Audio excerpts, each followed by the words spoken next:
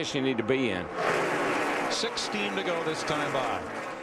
Tell you, a car that has really made his way back to the front. Remember, he was our first caution back on lap 3. Kurt Busch in that 2 car. He's made his way up back to the top 10, the 9th position, as we've now got 16 laps to go. You know, yesterday they were trying some stuff with this 2 car, trying some geometry stuff. Don't know if they decided to race it today or not, but they said they were going to use today as a little test session. Looking back at his teammate Sam Hornish Jr. in that white car back there, the 77 car. Great run for Sam. Running in the 10th spot right now. Sam is locked into the Daytona 500. And remember last year here in the 500, we were singing Sam's praises because I think he finished 15th in the Daytona 500 last year and had a great run in the race.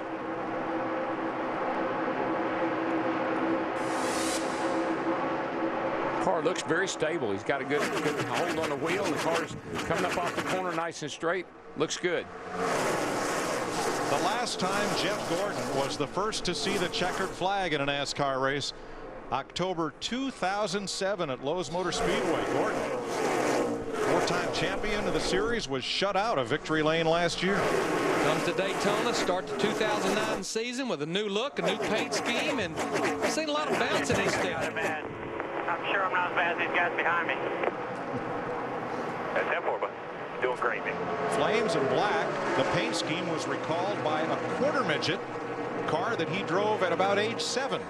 Car looks, it's beautiful up close. The paint job they put on that car really looks good. Steve Letarte is crew chief.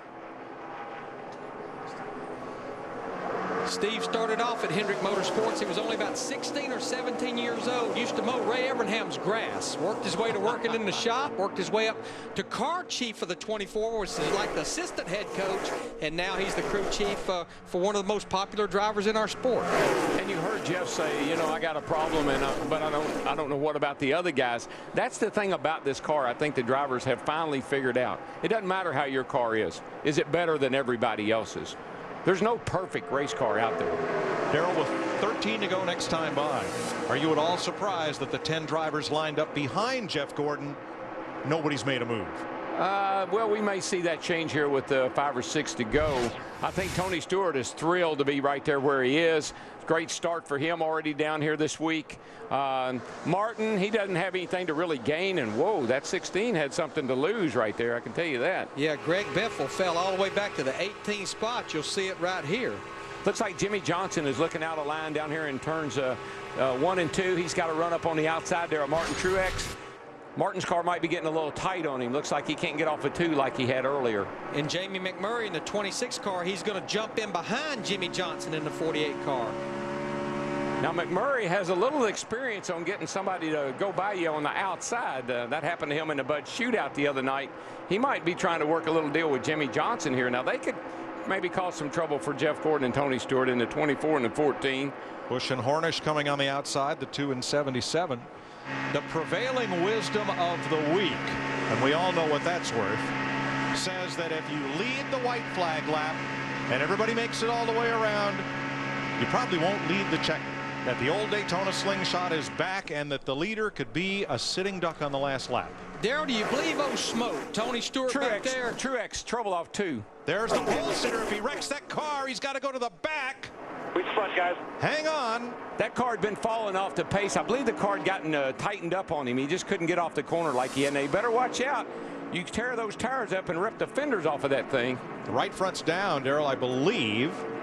But Flat tires. The important thing is Truex did not wreck that car, which would have put him to the back of the field for the Daytona 500 Sunday. It's got David Reagan in the 6 car tucked right up under. But I believe this car just, yeah, it's just, see, it takes a little, you saw him have to run up the hill, had to get out of the throttle, and the 6 car got into him, David Reagan. Look how close that 6 car came to him. From the DirecTV blimp. There you can see the car wobble. He gets down in the bumps, down low, and turns off of turn 2 here. You'll see the 1 car start to wobble. See that? It lost the tail. The 6 looks under him, gets into him. Darrell, did that have a look of a tire going down? It wiggled like it may have, but he's been falling off the pace the last several laps. I think could very well be a tire problem. See, it really walks up the track right there, like it could have a low right front. That's no fault of the 6 car, David Reagan. The 1 car when Truex had to get out of the gas.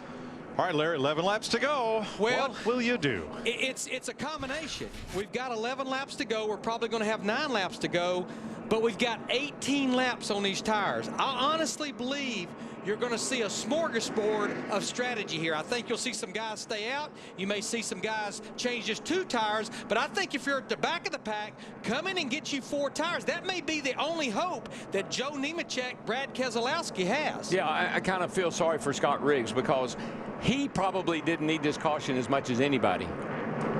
Good point. Riggs would have raced his way into the 500 had the running order remained unchanged. Remember, 2 things won the Budweiser shootout for Kevin Harvick: 4 fresh tires and a good push down the back straightaway.